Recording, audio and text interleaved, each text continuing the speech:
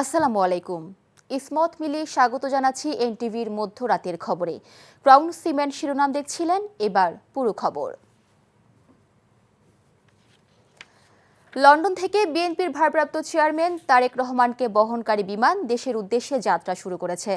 বাংলাদেশ সময় বৃহস্পতিবার রাত 12টা 15 পরিবারের সদস্যদের নিয়ে ওই বিমান হিথ্রো এয়ারপোর্ট ছেড়ে যায়। মধ্যরাতে হিথ্রো বিমানবন্দরে তাকে বিদায় জানান ব্রিটেনে বসবাসরত বিএনপি নেতাকর্মীরা। বাংলাদেশ বিমানের নিয়মিত এই ফ্লাইটে ভারপ্রাপ্ত চেয়ারম্যানের সঙ্গে তার পরিবারের সদস্যরা ছাড়াও আছেন তার ঘনিষ্ঠ সহযোগীরা। আমরা আপনাদেরকে দেখানোর চেষ্টা করছি, সঙ্গে রয়েছেন সহধর্মিণী জুবাইদা রহমান কন্যা। এই মুহূর্তে হিথ্রো বিমানবন্দর থেকে সরাসরি যুক্ত হচ্ছেন লন্ডন প্রতিনিধি ফরিদা ইয়াসমিন। ফরিদা, তারেক রহমানকে বহনকারী বিমান কখন যাত্রা শুরু করেছে, এই বিষয়ে কি তথ্য আছে আপনার কাছে? ধন্যবাদ মিলি। দীর্ঘ 17 বছর পর বিএনপির ভারপ্রাপ্ত চেয়ারম্যান তারেক রহমান বাংলাদেশের উদ্দেশ্যে রওনা করেছেন। তাকে বহনকারী বিমানটি 6টা 20 উড্ডয়ন করে এবং সবকিছু ঠিক থাকলে আগামীকাল সকাল 9টা 15 প্রথমে ফ্লাইটটি যাবে ওসমানী আন্তর্জাতিক বিমানবন্দর সিলেটে। তারপরে 11টা 30 ফ্লাইটটি শাহজালাল আন্তর্জাতিক বিমানবন্দর ঢাকাতে অবতরণ করবে।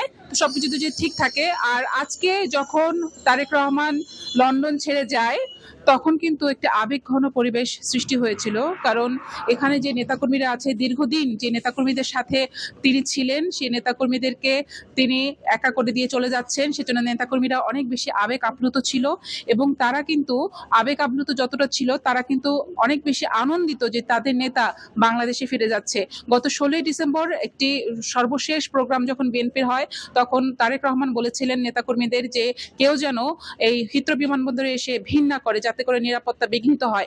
আপনারা জানেন আগামীকাল হচ্ছে ক্রিসমাসের উৎসব এবং আজকে কিন্তু ক্রিসমাস অনেক কিছু কিন্তু অনেক নিরাপত্তা চাদরে ঢাকা কিন্তু লন্ডন শহর। এখন হিথ্রো বিমানবন্দরে নেওয়া হয়েছে বাড়তি সতর্কতা, বাড়তি নিরাপত্তা। তারপরেও কিন্তু অনেক নেতাকর্মী তার সাথে দেখা করতে গিয়েছেন, অনেক আবেগতাড়িত হয়ে দেখা করতে গিয়েছেন। এবং আমরা যারা সংবাদকর্মী তারা কিন্তু আজকে সারাদিনের তথ্য সংগ্রহ, নিউজ সংগ্রহ করতে গিয়ে অনেক রকম সমস্যার মধ্যে পড়েছি, কারণ নিরাপত্তা কর্মীরা অনেক বেশি অ্যাক্টিভ ছিল।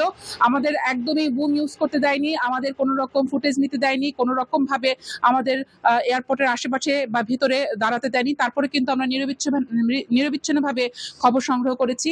তারেক রহমান শুধু লন্ডন ছেড়ে চলে গেল না, তিনি একটা প্রায় 1.5 যুগেরও বেশি একটা জীবন কিন্তু এই লন্ডনে রেখে গেলেন, যেখানে তিনি জীবনযাপন করেছেন অনেক সাদামাটা ভাবে। যেখানে তার সন্তান জাইমা রহমান, তিনি কিন্তু এখানে ব্যারিস্টারি ডিগ্রি অর্জন করেছেন এবং তার সহধর্মিণী এখানে ডাক্তারি পেশায় নিয়োজিত ছিলেন। তারেক রহমান অনেক সাধারণ জীবন, লন্ডনে তার কোনো সম্পত্তি নেই। তিনি কিন্তু এখানে বিএনপি অঙ্গ সংগঠনের যে নেতাকর্মীরা আছেন তাদের সাথে ঈদের জামাত থেকে শুরু করে বিভিন্ন রাষ্ট্রীয় প্রোগ্রাম, যেটা বাংলাদেশের প্রোগ্রাম, যে সেই জাতীয় প্রোগ্রামগুলো এখানে করার চেষ্টা করেছেন এবং অনেক বিএনপির নেতাকর্মীরা তার সাথে দেখা করার জন্য ঘন্টার পর ঘন্টা দাঁড়িয়েছিলেন এবং তার সেই সেমিনার এবং আলোচনা সভায় সবসময় অংশগ্রহণ করেছেন। সুখে দুঃখে এই নেতা আমাদের তারেক রহমান, তিনি কিন্তু এই নেতাকর্মীদের সাথে ছিলেন। তাই দীর্ঘ একটি সম্পর্ক কিন্তু তারেক রহমানের সাথে বিএনপির অঙ্গ সংগঠনের নেতাকর্মীদের ছিল। তো আমার কাছে সর্বশেষ এটাই ছিল যে তারেক রহমান লন্ডনের হিথ্রো বিমানবন্দর ছেড়ে বাংলাদেশের উদ্দেশ্যে রওনা করেছেন। মিলি, এতক্ষণ জানছিলাম তারেক রহমানের লন্ডন ত্যাগের খবর। 17 বছর পর আজ দেশে ফিরছেন বিএনপির ভারপ্রাপ্ত চেয়ারম্যান তারেক রহমান। তার সঙ্গে দেশে ফিরছেন স্ত্রী কন্যাও। লন্ডন থেকে বিমানটি সিলেট হয়ে কাল বেলা 11টা 55 ঢাকায় পৌঁছাবে। তারেক রহমানকে বরণ করতে নেতাকর্মীদের মধ্যে বিরাজ করছে উৎসবের আমেজ। নেওয়া হয়েছে নিশ্ছিদ্র নিরাপত্তা। হাসান মাহমুদের রিপোর্ট। অপেক্ষার প্রহর কমছে, আর মাত্র কিছু ঘন্টা বাকি দেশে ফেরার। প্রিয় স্বদেশ ছেড়ে 17 বছর আগে নির্বাসনের নিয়তিতে বাধ্য হওয়া জাতীয়তাবাদী আদর্শের তরুণ নেতৃত্ব তারেক রহমান দেশে ফিরছেন। জনপ্রিয় বিশ্ব নেতাদের যারা নির্বাসিত জীবন শেষে ফিরেছেন দেশে, সে তালিকায় যুক্ত হচ্ছে তারেক রহমানের নামও। তারেক রহমানের স্বদেশ প্রত্যাবর্তনের বার্তায় দেশ জুড়ে বিএনপি নেতাকর্মীদের মধ্যে উৎসাহ, উদ্দীপনা আর বাঁধভাঙা উৎসব আমেজ। আজকে আমরা আনন্দিত এবং আমরা প্রতীক্ষায় আছি আমার নেতাকে দেখব। কালকে ইনশাল্লাহ সকালের ভিতরেই এখান জনসমুদ্র হিসাবে পরিণত হবে। রাজধানীর পূর্বাচলের ৩০০ ফিট এলাকায় চলছে সংবর্ধনার আয়োজন। বিপুল সংখ্যক নেতাকর্মী প্রতিদিনই ভিড় করছেন সংবর্ধনা মঞ্চ ঘিরে। দলের সিনিয়র নেতারা তদারকি করছেন সার্বিক আয়োজন। উনি কিন্তু নির্যাতিত হয়েছেন, আমাদের সঙ্গে জেলে ছিলেন, জেলে থেকে কারাবন্দী অবস্থা নিপীড়িত ওনাকে নির্যাতন করা হয়েছে, সমস্ত কিছু উনি বোঝেন। তো এই দেশে মানুষের চাহিদা প্রত্যাশা উনি পূরণ করতে পারবেন বলে আমি আশা করি। তারেক রহমানকে বিমানবন্দরে অভ্যর্থনা জানাবে বিএনপির স্থায়ী কমিটি। সেখান থেকে তিনি গণসংবর্ধনায় অংশ নিয়ে একমাত্র ব্যক্তি হিসেবে ভাষণ দেবেন। পরে সরাসরি যাবেন মায়ের কাছে, তারপর সেখান থেকে বাসায়। বিমানবন্দর থেকে ৩০০ ফিট রাস্তায় অভ্যর্থনা স্থল, সেখান থেকে দেশনেত্রী বেগম খালেদা জিয়াকে দেখতে যাওয়া এবার কেয়ার হাসপাতাল থেকে তিনি সরাসরি বাসভবনে চলে আসবেন। শুক্রবার পিতা শহীদ জিয়ার মাজার ও সাভার স্মৃতিসৌধে মুক্তিযুদ্ধের শহীদদের প্রতি শ্রদ্ধা জানাবেন তারেক রহমান। শনিবারও থাকবে কর্মসূচি। শহীদ জিয়ার মাজার জিয়ারত করবেন এবং সেখান থেকে জাতীয় স্মৃতিসৌধে তিনি শ্রদ্ধা জ্ঞাপন করতে যাবেন। এটা ২৬ তারিখ। ২৭ তারিখে তিনি এনআইডি কার্ড এবং ভোটার হওয়ার সমস্ত কাজগুলো সেদিন করবেন। এরপরে শহীদ ওসমান হাদির কবর জিয়ারত করবেন। জন উপস্থিতির দিক থেকে অতীতের সব রাজনৈতিক প্রত্যাবর্তনের রেকর্ড ভাঙার প্রত্যাশা করছে বিএনপি। নেওয়া হয়েছে সার্বিক নিরাপত্তা ব্যবস্থা। এদিন সকাল ১১টা থেকে বিকেল ৩টা পর্যন্ত বিমানবন্দর এলাকায় এলিভেটেড এক্সপ্রেসওয়ে থাকবে টোল মুক্ত। Hasan Mahmud, NTV news, Dhaka. রাজধানীর পূর্বাঞ্চলে তারেক রহমানের সংবর্ধনা স্থলে আছেন সহকর্মী জুবাইর প্রধান। চলে যাচ্ছি তার কাছে। জুবাইর, সংবর্ধনা স্থলের পরিবেশ কেমন দেখছেন, আর নিরাপত্তা নিশ্চিতে কি ব্যবস্থা নেওয়া হয়েছে?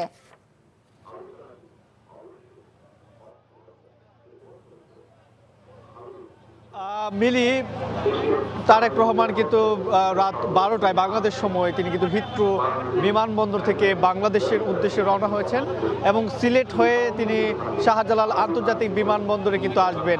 এবং তার এই আগমনকে কেন্দ্র করে নিরাপত্তা বলয় কিন্তু ইতিমধ্যে আমরা দেখেছি রাজধানীর যে বেশ কিছু এলাকায়, বিশেষ করে বিমানবন্দর এলাকায় আজকে সন্ধ্যা 6টা থেকে আগামীকাল অর্থাৎ এই 24 ঘন্টা তারা কিন্তু সেখানে বিশেষ করে যারা শুধুমাত্র যাত্রী রয়েছে তাদেরকেই প্রবেশ করতে দিচ্ছেন।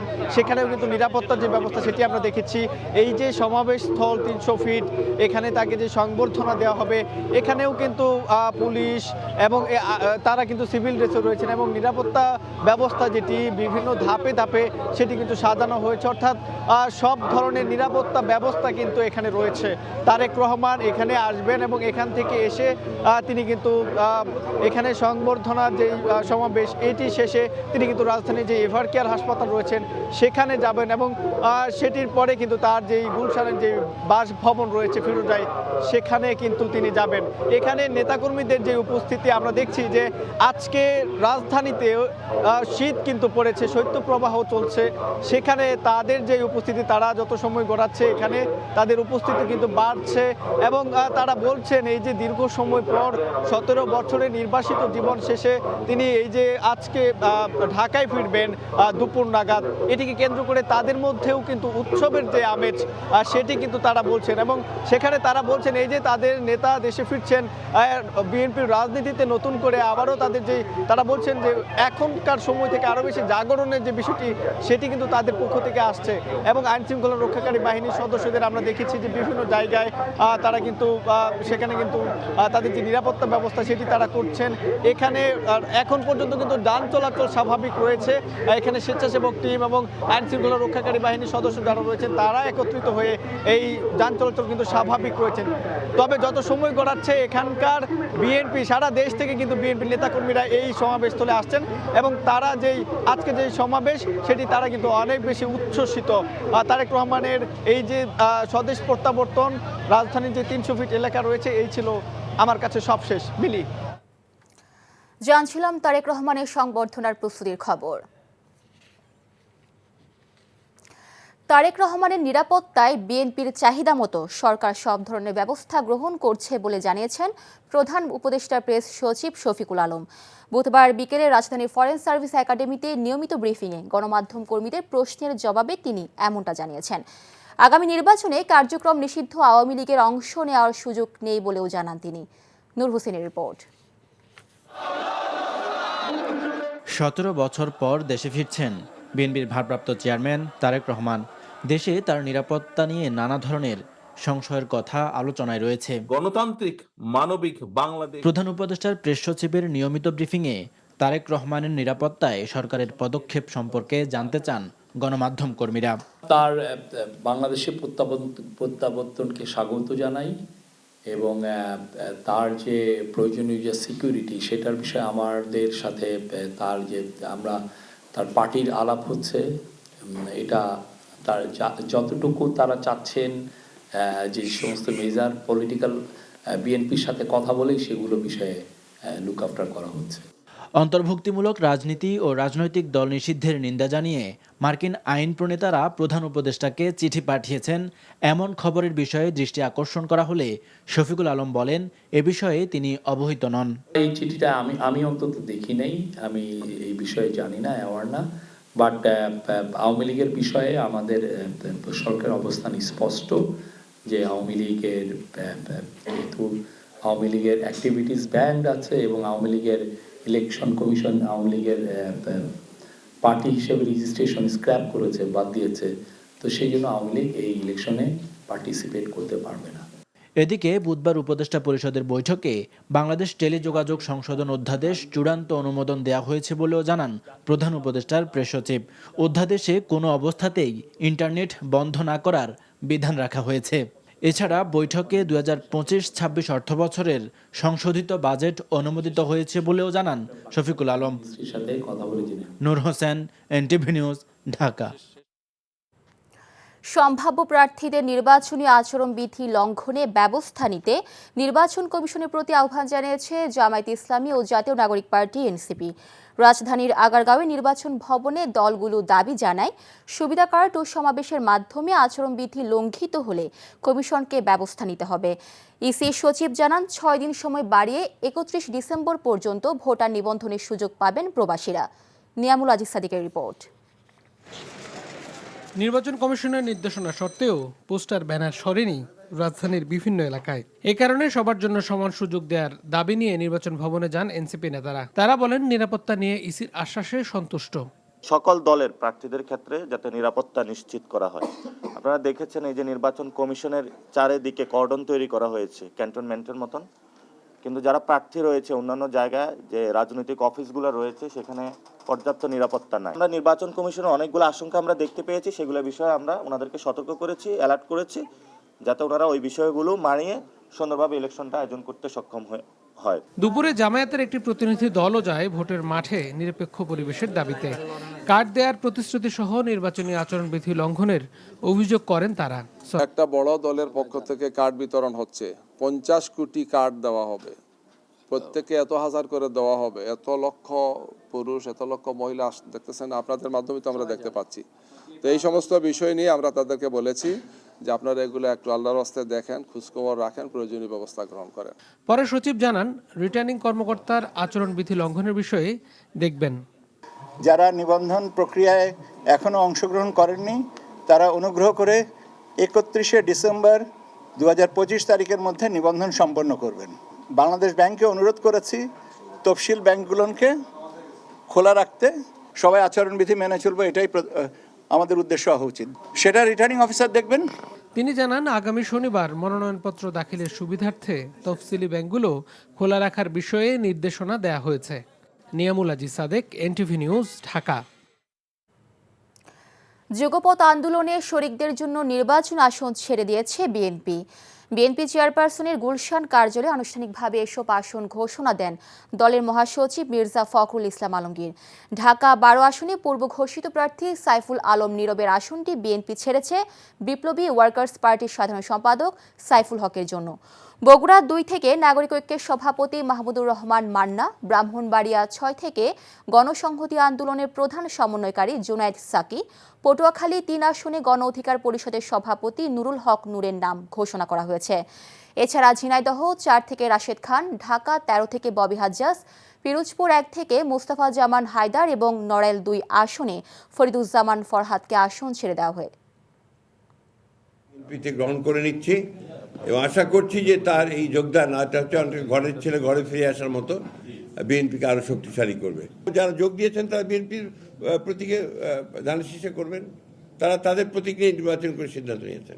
সেখানে আমাদের কোনো প্রার্থী থাকবে না, এনপিপি করবে ধানের শীষ নিয়ে। শুভ বড়দিন আজ খ্রিস্টান ধর্মাবলম্বীদের প্রধান ধর্মীয় উৎসব। এদিন খ্রিস্ট ধর্মের প্রবর্তক যীশু খ্রিস্ট বেথলেহেমে জন্মগ্রহণ করেন। খ্রিস্ট ধর্মাবলম্বীরা বিশ্বাস করেন সৃষ্টিকর্তার মহিমা প্রচারের মাধ্যমে মানবজাতিকে সত্য ও ন্যায়ের পথে পরিচালিত করতেই যীশুর পৃথিবীতে আগমন ঘটেছিল। অন্যান্য দেশের মতো বাংলাদেশের খ্রিস্ট ধর্ম অনুসারীরাও আজ যথাযথ ধর্মীয় ভাব গাম্ভীর্য ও আচারাদি আনন্দ উৎসব এবং প্রার্থনার মধ্য দিয়ে শুভ বড়দিন উদযাপন করবেন।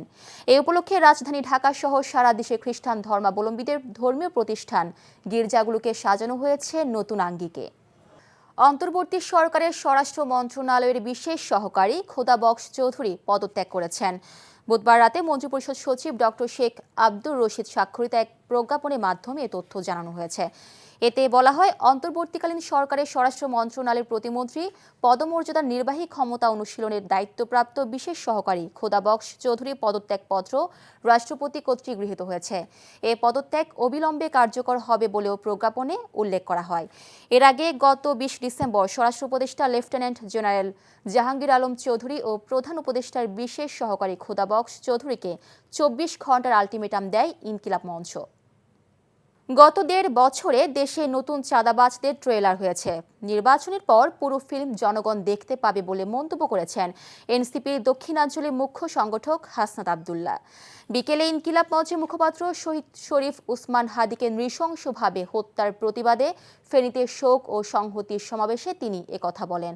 আর এনসিপির সিনিয়র যুগ্ম আহ্বায়ক সামান্তা শারমিন বলেছেন, বড় দল কিছু ছোট দলকে নিয়ে সংস্কার বিরোধী ঐক্যজোট গঠন করছে, তাই জনগণকে সজাগ থাকার আহ্বান জানান তিনি। অনুষ্ঠানে প্রধান অতিথি ছিলেন AB party chairman Mujibur Rahman Manju.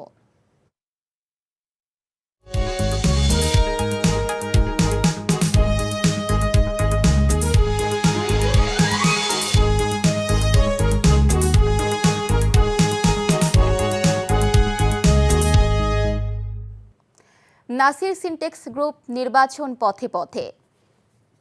প্রচারণা নিষিদ্ধ থাকলেও উঠান বৈঠক আর ঘরোয়া পরিবেশে গণসংযোগে ব্যস্ত সময় পার করছেন নরসিংদী 1 আসনের প্রার্থীরা। নির্বাচনী মাঠে আওয়ামী লীগ না থাকায় এবার তুমুল প্রতিদ্বন্দ্বিতা হবে বিএনপি জামায়াত প্রার্থীর মধ্যে। কারো চাপে বা প্রতীকে নয়, ভোটাররা এবার রায় দিতে চান প্রার্থী দেখে। নরসিংদী থেকে ফিরে আরও জানাচ্ছেন ওবায়দুল্লাহ মামুন, ছবি তুলেছেন অজিত আইচ। তাঁত ও পোশাক শিল্পের জন্য প্রসিদ্ধ নরসিংদী। আগামী জাতীয় সংসদ নির্বাচনে বিশাল একটা ভূমিকা রাখবে এ খাতে নিয়োজিত হাজার হাজার শ্রমিক। ভোট আসে ভোট যায়, কিন্তু ভাগ্যের পরিবর্তন হয় না খেটে খাওয়া মানুষের। তাই তো এবার গতানুগতিক ভোটের রাজনীতি বদলে গেছে। নরসিংদী 1 আসনে 11টি ইউনিয়ন ও 2টি পৌরসভায় 4,47,000 ভোটার রয়েছে। মোটা দাগে ভোটারদের বিশাল একটা অংশ ভাসমান শ্রমিক। ভাসমান ভোটারদের গুরুত্ব ও শিল্পাঞ্চলকে পরিবেশ বান্ধব করার প্রতিশ্রুতি দিচ্ছেন প্রার্থীরা। নির্বাচনী প্রচারণা নিষিদ্ধ থাকলেও উঠান বৈঠক, ঘরোয়া সভা সমাবেশ আর সামাজিক অনুষ্ঠানে উন্নয়নের নানা ফিরিস্তি তুলে ধরলেও ভোটাররা এবার ভোট দিতে চান দক্ষ ও যোগ্য প্রার্থীকে। মানুষ তো কিছু টাকা পয়সা লুভে বিক্রি হয়ে যায়, যার জন্য আমাদের ভাগ্যে কর্মগুণে খারাপ রেজাল্ট ঘটে। নির্বাচনের নামে নির্বাচন আসলে টাকা পয়সা দিয়া মানুষের চরিত্র খারাপ বানায় ক্ষমতা যায় লক্ষ লক্ষ টাকা দেশের দিকে প্রচার করতেছে। তাদের টাকা থোয়ার জায়গা নেই গা, আর আমাদের পেটে ভাত নেই গা। যিনি আমাদের নিয়ে কাজ করবে, শিক্ষা ব্যবস্থার উন্নত করবে, আমরা তাদেরকেই ভোট দেওয়ার চেষ্টা করব। এই আসনটি বরাবরই আওয়ামী লীগ বিএনপির দুর্গ হিসেবে পরিচিত হলেও পট পরিবর্তন হয়েছে 5 আগস্ট পরবর্তী সময়ে। নির্বাচনী মাঠে বিএনপির সাথে তুমুল প্রতিদ্বন্দ্বিতা করছেন জামায়াত ইসলামী। নরসিংদী 1 আসনে লড়ছেন বিএনপির যুগ্ম মহাসচিব খায়রুল কবির খোকন। নানা কর্মসূচির মাধ্যমে ভোটারদের কাছে যাচ্ছেন তিনি।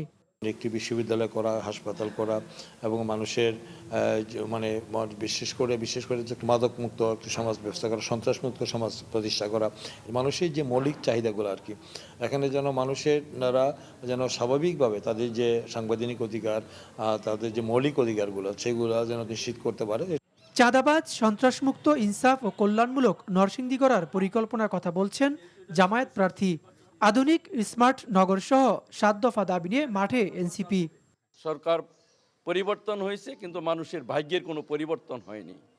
৫৪ বছর পরেও আমরা পৃথিবীর সবচেয়ে দুর্নীতিগ্রস্তের তালিকায় আমাদের নাম আসে। আশা করি এই দেশের মানুষ পরিবর্তনের পক্ষে থাকবে, এর কোনো বিকল্প নাই। আমরা কি করতে চাই, এখানে অনেক নতুনত্ব আছে, আপনারা একটু দেখবেন। যোগ্য, শিক্ষিত, সৎ, ভালো মানুষদেরকে স্পেস দেওয়া, তাদের জন্য কাজ করা, তাহলে এই দেশ পরিবর্তন হবে। আওয়ামী লীগ বিএনপির অধ্যুষিত এই আসনে এবার নির্বাচনের মাঠে আওয়ামী লীগ না থাকায় ভাগ বসাতে পারে Jamaat. Obaidullah Mamun, NTV news, Narsingdi.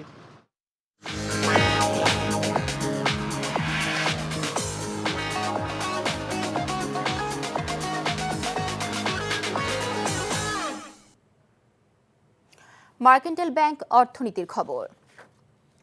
Junior chamber international JCI Bangladesh ২০২৫ সালের সর্বশেষ জাতীয় অনুষ্ঠান 10 আউটস্ট্যান্ডিং ইয়ং পারসনস ২০২৫ অ্যাওয়ার্ডস ও চেন হ্যান্ডওভার অনুষ্ঠানের আয়োজন করে। বুধবার সন্ধ্যায় রাজধানীর একটি হোটেলে এই অনুষ্ঠানে দেশের ১০ জন তরুণ নেতৃত্বকে সম্মাননা জানানো হয় এবং সংগঠনের ২০২৬ সভাপতির দায়িত্ব হস্তান্তর করা হয়। অনুষ্ঠানে বক্তারা বলেন, তরুণ তরুণীর অর্জন জাতির সম্ভাবনারই প্রতিচ্ছবি। জেসিআই বাংলাদেশ ১৮ থেকে ৪০ বছর বয়সী তরুণ সক্রিয় নাগরিকদের সংগঠন। এর অসংখ্য স্থানীয় সংগঠনের মাধ্যমে নেতৃত্ব বিকাশ, সামাজিক দায়বদ্ধতার প্রকল্প এবং সম্প্রদায় ভিত্তিক উদ্যোগের মাধ্যমে জেসিআই বাংলাদেশ তরুণদের জন্য একটি প্ল্যাটফর্ম সরবরাহ করে, যেখানে তারা আজ ও আগামীকালের সক্রিয় নেতা হয়ে উঠতে প্রয়োজনীয় দক্ষতা, জ্ঞান ও দৃষ্টিভঙ্গি অর্জন করতে পারে।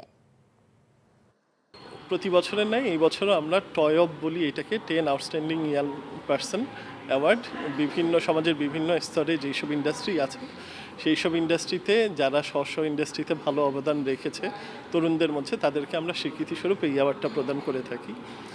তারই ফলশ্রুতিতে এই বছরও আমরা ১০ জন তরুণ যারা আছেন তাদেরকে বিভিন্ন পেশাজীবী বা বিভিন্ন যারা উদ্যোক্তা আছেন তাদেরকে এই অ্যাওয়ার্ডটা দেওয়া হচ্ছে জেসিআই বাংলাদেশের পক্ষ থেকে। প্রবাসের খবর। সৌদি আরব প্রবাসীরা সর্বোচ্চ রেমিটেন্স প্রেরণের মাধ্যমে দেশ পুনর্গঠনে অবদান রাখছেন বলে মন্তব্য করেন কমিউনিটির নেতারা। তাবুক থেকে ইসমাইল খান টিটু জানান, নতুন বাংলাদেশি প্রতিষ্ঠান বান্দার আল আরাবিয়া কোম্পানির উদ্বোধন অনুষ্ঠানে একথা বলেন তারা। তাবুক শহরে পুরান শোক দৌলির সামনে অবস্থিত প্রতিষ্ঠানটির কর্ণধার কুমিল্লার কৃতি সন্তান আবু বক্কর। প্রধান অতিথি ছিলেন আঞ্জুমান খুদ্দামুল মুসলিমিন তাবুক শাখার সভাপতি আনোয়ার হোসেন। বিশেষ অতিথি ছিলেন অধ্যক্ষ কামরুজ্জামান সুহেল, হাফিজুর রহমান, জালাল দেলার হোসেন মুরাদ সহ অন্যরা। অনুষ্ঠানে প্রবাসীদের পাশাপাশি স্থানীয় সৌদিরা উপস্থিত ছিলেন। শহীদ উসমান হাদির মৃত্যুতে শোক প্রকাশ করে নির্ধারিত সাংস্কৃতিক অনুষ্ঠান বাতিল করেছে বাংলাদেশ সমিতি শারজা।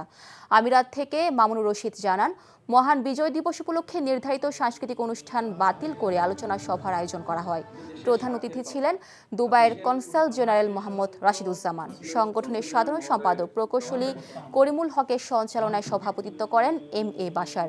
উপস্থিত ছিলেন ইঞ্জিনিয়ার সালাউদ্দিন, শারাফাত আলী, মুস্তাফা মাহমুদ, মোহাম্মদ জাহাঙ্গীর আলম, আবুল কালাম আজাদ, হানিফ খোকন সহ অন্যরা।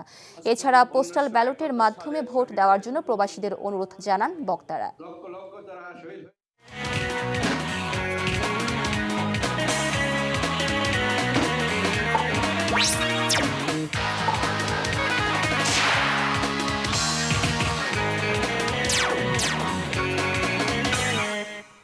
ইস্পাহানি মির্জাপুর খেলার খবর। বিপিএল শুরুর আগে মিরপুরে অনুষ্ঠিত হয়েছে বিসিবির বোর্ড সভা। বেলা 11টায় শুরু হওয়ায় 8 ঘণ্টা ব্যাপী এই বোর্ড সভায় বিপিএল এর সব টিকিট অনলাইন বিক্রি সহ বেশ কিছু সিদ্ধান্ত নিয়েছে বিসিবি। গুরুত্ব দেওয়া হয়েছে জেলা লিগগুলোতে। অন্তত 40টি জেলায় লিগ আয়োজন করতে চায় বিসিবি। এছাড়াও 2026 সালে 100টি উইকেট তৈরির পরিকল্পনা নিয়েছে বোর্ড। নারী লিগে প্রিমিয়ার দলের অংশগ্রহণ 6 লাখ করা হয়েছে। প্রথম বিভাগ লিগে খেলা দলগুলোর ফি হবে 4 লাখ। এছাড়া অনূর্ধ্ব 23 টুর্নামেন্ট চালু করতে চায় বিসিবি। টুর্নামেন্ট আয়োজিত হবে চট্টগ্রামে, ফাইনাল হবে ঢাকায়। বিগত বছর আমাদের মাত্র 12টি জেলায় লিগ অর্গানাইজ করা হয়েছিল ক্রিকেট। এই বছর অলরেডি এই সিজনে 25-26 সিজনে আমাদের 11টি জেলায় হয়েছে। তো আমাদের বোর্ডের টার্গেট ইনশাআল্লাহ আমরা হয়তো বা 40টি জেলায় অন্তত লিগ আয়োজন সম্পন্ন করার জন্য। কিছুটা এক্সপিরিয়েন্স আছে খেলাধুলা নিয়ে, তো আমার মনে হয় যে বাংলাদেশের ক্রিকেটকে যদি ভালো জায়গায় যেতে চাই, ক্রিকেট যদি খেলার ব্যবস্থা হয়, মাঠটা খুব ইম্পর্টেন্ট। মাঠ ছাড়া আসলে ক্রিকেট আগানো খুব কঠিন। তো আপনারা জানেন যে অনেকগুলো মাঠ কিন্তু খুবই বেহাল অবস্থায় পড়ে আছে। ফতুল্লা ইনসাইড এবং আউটার যদি বলেন, সাথে পূর্বাঞ্চলে যে মাঠটা আছে সেটা কিন্তু দীর্ঘদিন ধরে আমাদের মাঠটা ক্রিকেট বোর্ডের, কিন্তু মাঠটা কিন্তু কোনো ধরনের ডেভেলপ হয় নাই। তো এই সব মাঠগুলোকে মোটামুটি একটা আমরা দীর্ঘমেয়াদী পরিকল্পনা করেছি, বাট খুব শর্টলি আমরা চাচ্ছি যে এই বছরের এই সিজনের মধ্যেই আমরা চেষ্টা করছি যে মোর দেন 100 উইকেটস বানানোর জন্য। আগামী শুক্রবার থেকে বিপিএল শুরু হলেও চট্টগ্রাম দলে এখনও যোগ দেননি কোনো বিদেশি ক্রিকেটার। 6 জন ক্রিকেটারকে দলে নিলেও 4 জনকেই পাচ্ছে না দলটি। বাকি 2 জনেরও যোগ দেওয়া অনিশ্চিত। এদিকে দ্বাদশ আসর উদ্বোধনী ম্যাচে মুখোমুখি হতে যাওয়া সিলেট রাজশাহী 2 দলই পূর্ণ শক্তি নিয়ে অনুশীলন করেছে। নিলয় মজুমদারের ডেস্ক রিপোর্ট। বিপিএল শুরুর আগে বাকি দলগুলো থেকে অনেকটাই পিছিয়ে পড়েছে চট্টগ্রাম। টুর্নামেন্ট শুরু হতে 2 দিন বাকি থাকলেও এখনও কোনো বিদেশি ক্রিকেটারকে নিয়ে আসতে পারেনি দলটি। 6 জন বিদেশিকে দলে নিলেও পল স্টার্লিং, আবরার আহমেদ সহ খেলবেন না 4 জন ক্রিকেটার। ক্যামেরন দেলপোর্ট ও কামরান গোলাম এখনও অনিশ্চিত। চট্টগ্রাম অনিশ্চয়তার মধ্যে থাকলেও এর বিপরীত রাজশাহী ওয়ারিয়র্স। দলটির সাথে যোগ দিয়েছেন সাহেবজাদা ফারহান, সন্দীপ লামিচানের মতো তারকা ক্রিকেটাররা। টুর্নামেন্ট শুরুর আগেই পূর্ণ শক্তি নিয়ে সিলেট অনুশীলন করছে দলটি। 6 বছর পর বিপিএল খেলতে আসা লামিচানে এবার ট্রফি জিততে চান রাজশাহীর হয়ে। একটাই লক্ষ্য, ম্যাচ জেতা। আমাদের টপ অর্ডার থেকে লোয়ার অর্ডার সব জায়গাতে ভারসাম্য আছে। শান্ত দলকে নেতৃত্ব দিচ্ছেন, মুশফিকুর রহিমের মতো অভিজ্ঞ খেলোয়াড় আছে, বিদেশি খেলোয়াড়রা ভালো। সব মিলিয়ে এটি একটি স্বয়ংসম্পূর্ণ দল। চ্যাম্পিয়ন হতেই চাই। এদিকে উদ্বোধনী ম্যাচে রাজশাহীর মুখোমুখি হতে যাওয়া সিলেটও প্রস্তুতি নিয়েছে বুধবার। ইংলিশ অলরাউন্ডার ইথান ব্রুকসও দলের সাথে যোগ দিয়েছেন এদিন। পারভেজ ইমন, সাইম আউবের টপ অর্ডারের সঙ্গে নাসুম মঈন আলীদের স্পিন রাজশাহী থেকে পিছিয়ে নয় দলটি। দলটির ব্যাটার পারভেজ হোসেন ইমন অবশ্য বিপিএলকে দেখছেন বিশ্বকাপের প্রস্তুতির মঞ্চ হিসাবে। যদি ওয়ার্ল্ড কাপের জন্য হয় তাহলে ভালো একটা প্রিপারেশন, অনেকগুলো ম্যাচ থাকবে, সো ভালো একটা প্রিপারেশন নিয়ে ইনশাল্লাহ যেতে পারবো ভালো করতে। সিম্পল পরিকল্পনা, খুব বেশি চিন্তা করতেছি না। আমরা চেষ্টা করব সব সময় ম্যাচ জেতার জন্য, সো সিম্পলই আছি সবাই। রাজশাহী ও সিলেটের লড়াই দিয়ে শুরু হতে যাওয়া বিপিএল এর দ্বাদশ আসরের দ্বিতীয় ম্যাচে মুখোমুখি হবে নোয়াখালী ও Chattogram. Niloy Majumder, NTV sports desk. এই ছিল মধ্যরাতের খবরে। এই খবরের ভিডিও সহ আপডেট জানতে ভিজিট করুন এনটিভি অনলাইন www.ntvbd.com। এছাড়াও এনটিভির জনপ্রিয় সব অনুষ্ঠান ও খবরের আপডেট জানতে ভিজিট করুন আমাদের ইউটিউব ও ভেরিফাইড ফেসবুক পেজে। ধন্যবাদ সবাইকে।